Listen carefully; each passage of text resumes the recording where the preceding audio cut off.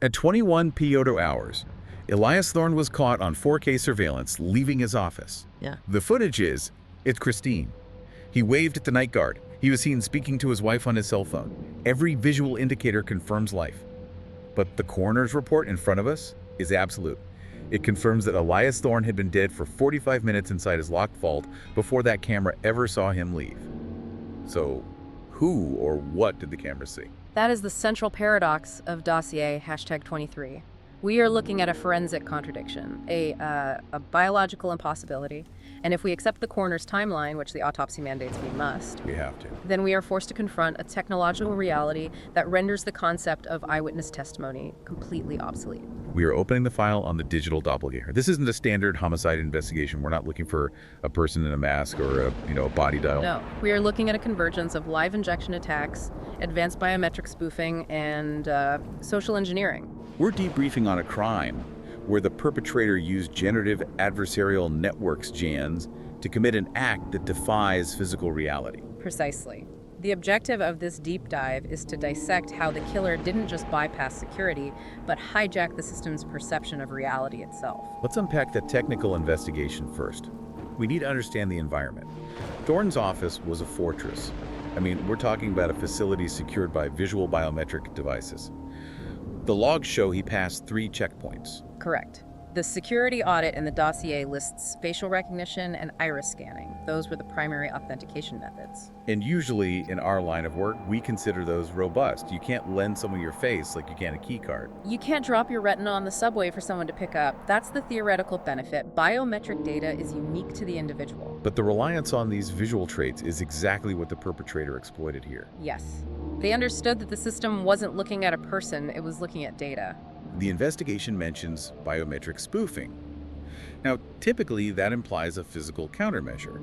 A high-fidelity silicone mask, maybe. But the forensic report states there were no physical fibers, no latex residues found at any of the ingress points. So, not a mask. No.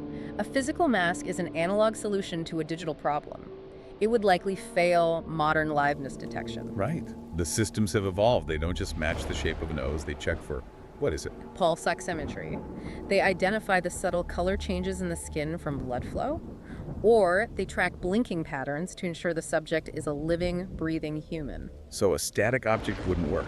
But the footage of this doppelganger, it showed blinking. It showed micro expressions. It showed life. And that is why a physical mask would have failed, but a digital injection succeeded.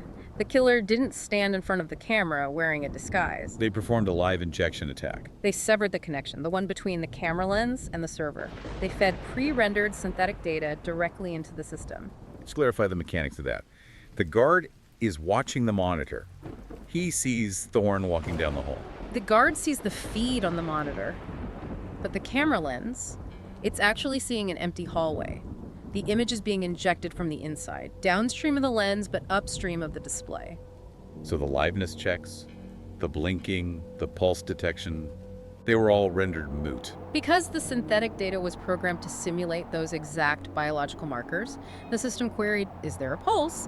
The injected data replied, "Yes, 72 beats per minute." The system wasn't compromised, it was deceived. This reminds me of the precedent set with the German defense minister, Ursula von der Leyen.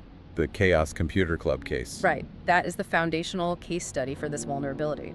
They replicated her fingerprint just by using high-resolution photos. Taken from 6 feet away at a press conference. I have that file here.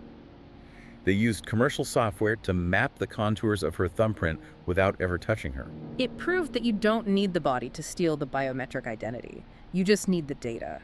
In the Thorne case, the killer applied that logic to the entire face. They didn't need Elias Thorne to be alive to walk him out of the building. They just needed his data. And that brings us to the engine of the doppelganger, the tech that built this digital ghost.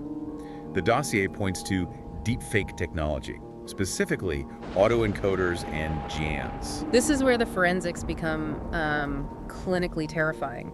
To create a synthetic Elias Thorne that could fool a 4K camera, you need to understand the architecture. It starts with an autoencoder. Imagine a system. It takes an image of a face and compresses it down into a code, a latent space. Latent space, define that in this context. It's a compressed coordinate system for identity. A code of features eyebrow, arch, skin texture, lighting.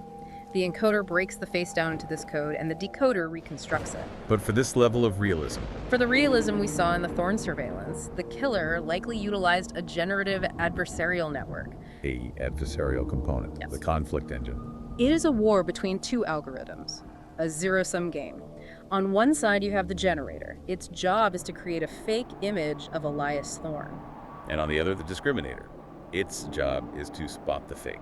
So the generator tries to slide a forgery past the discriminator rejects it, the lighting is inconsistent, so the generator iterates. Over and over again. Millions of times. The generator learns from every single rejection, refining the image until the discriminator, which is designed to be a perfectionist, can no longer distinguish the fake from the real data. The killer's model was trained until its output was mathematically indistinguishable from the real Elias Thorne. And usually, early deepfakes had tells, digital artifact. Right, temporal coherence issues. Yeah. Flickering faces, jittery movements, or occlusions, glitches when a hand passes in front of the face. Correct. If you analyze early generation deepfakes, if the subject turns their head too fast, the face mask, it slips. But this attack showed zero artifacts. The temporal coherence was perfect. Which implies a massive amount of training data and processing power. It's consistent with the medical imagery parallel in the notes, the lung cancer study. That is perhaps the most disturbing piece of collateral research in the file. Researchers were able to inject fake lung cancer nodules into 3D CT scans. And we aren't talking about Photoshop on an X-ray here. No, these were 3D injections, right into the volumetric scan data. It fooled 3 expert radiologists and a state-of-the-art lung cancer detection AI. So if attackers can fake a tumor inside a human body well enough to fool a doctor, Then faking a face on a security monitor is comparatively trivial. so the technology exists. The weapon is real, but a weapon needs ammunition. And in this case, the ammunition was data. You can't train a Jan to be Elias Thorne without hours of video and audio of him. Which brings us to the social engineering aspect of the dossier. A deepfake is useless without training data. The killer needed to learn Elias's behavior, his microexpressions, his gait. They didn't just hack his computer, they hacked his psychology. The investigation found traces of a baiting attack. Baiting is rudimentary, but it's effective. It relies on curiosity. We found evidence that a physical media device, likely a USB drive, was introduced to Thorne's environment. The road apple. Yes, Yeah. the colloquial term. Imagine a USB drive labeled employee salaries or confidential layoffs left in the elevator. I'm looking at the University of Illinois study here. They dropped almost 300 USB drives on a campus. 98% were picked up. And the critical metric, 45% of those drives were plugged into a computer and called home. 45%. That is a staggering success rate for such a low-tech attack. So the killer drops a drive. Thorne, or maybe an admin assistant, picks it up. Curiosity overrides protocol, they plug it in. And now the killer has a bridge, a foothold. But they likely didn't stop there. The volume of data required suggests a watering hole attack was also used. Compromising a trusted site. You don't attack the target directly, you poison the resource the target consumes. Precisely. If the killer compromised some niche industry forum or a news site Thorne visited daily, they could scrape audio and video data over months, activate his webcam, his microphone. Harvesting his identity bit by bit. And that explains the phone call. Surveillance log says Thorne spoke to his wife at 21:05. She swore it was him. She said he sounded tired, stressed maybe, but she was positive. Audio synthesis, voice skins. We have moved past the era where you need hours of studio recording to clone a voice.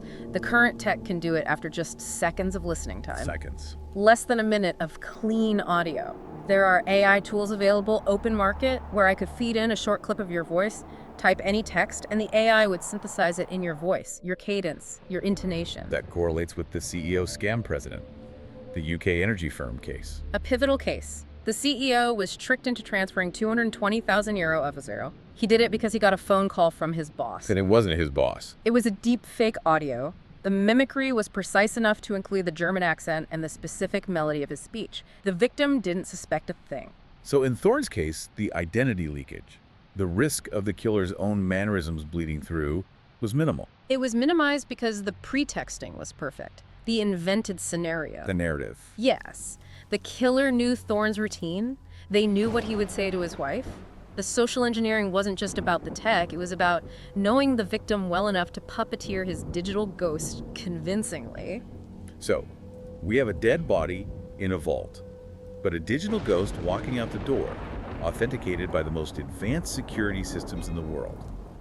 This forces us to reevaluate the very nature of evidence. It signals a psychological shift. We're entering the era of the liar's dividend. And typically, that term refers to the defense strategy where guilty parties claim real evidence is fake. That video isn't real, it's a deepfake. That's the traditional definition. But here, we see the inversion of that concept. The killer created a synthetic identity so convincing that reality, the actual dead body, became the anomaly. The fake evidence was more credible than the physical absence of the man. It creates a reality where you can destroy someone's life without ever touching them. Which brings us to blackmail inflation. Tactical evolution. If I can create a perfect video of you committing a crime or saying something abhorrent, I can blackmail you. The threat isn't that I have compromising material, the threat is that I can generate it. And even if you prove it's fake, the reputational damage is terminal. Exactly. Look at the Oliver Taylor case. This was a sock puppet, a completely non-existent person. Oliver Taylor had a profile photo generated by a GAN. He was a university student in the UK, according to his bio. But he didn't exist. He was a digital ghost. A face created by an algorithm attached to a name that wasn't real, causing real-world damage to real people's reputations. Thorne was the victim of the ultimate evolution of this. He was erased and replaced by a digital puppet before his heart even stopped beating. He wasn't just killed, he was replaced before he even died. This brings us to a conclusion about our reliance on sight. We operate on the axiom that seeing is believing. But the investigation into Dossier #23 suggests that visual biometrics are no longer security, they are a liability. They are. If your face can be stolen from a photograph and reconstructed by an AI, then your face is just a compromised password that you can't change. You can reset a passcode, you cannot reset your iris. The report mentions a shift toward behavioral biometrics, or even the Dossier authenticator. It sounds absurd, but it's a necessary fallback. Japanese researchers developed a system using 400 sensors in a car seat to identify a person by their unique pressure points, their contours. It's 98% accurate. So we are reduced to measuring body mass and pressure distribution because the face is compromised. In a way, yes. Physical traits that require mass and pressure are much harder to spoof digitally than visual data. We relied too much on the face because it's convenient, but in 2026, sight is a liability. The horror of this case isn't the murder, it's the erasure. Elias Thorne was dead in that vault. But the system, the cameras, the logs, the phone networks, they all say he went home. That's the social engineering trap. We have engineered a society that prioritizes digital verification over physical reality. The killer didn't just kill Thorne, they invalidated his death. The digital doppelganger lived on, waving to guards and loving his wife while the man himself rotted. We have entered an era where human image synthesis renders the concept of video evidence obsolete.